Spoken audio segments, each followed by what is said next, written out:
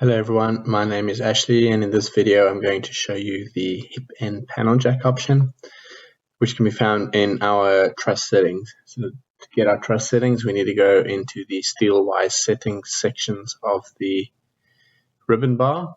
We can go to the Steelwise settings section of the menu bar. Alternatively, we can type in the tset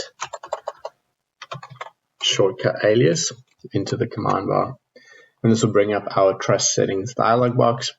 And under the hip method option, we'll have the panel jacks option set from the drop down list.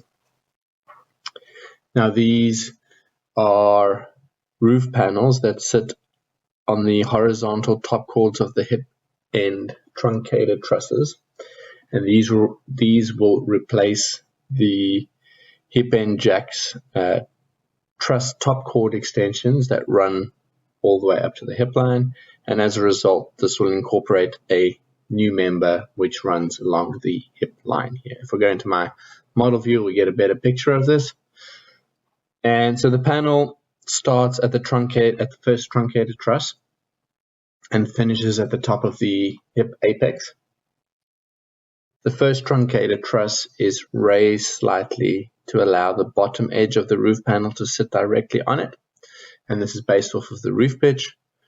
The roof panel model can be set in your truss settings. So we go back here to my layout.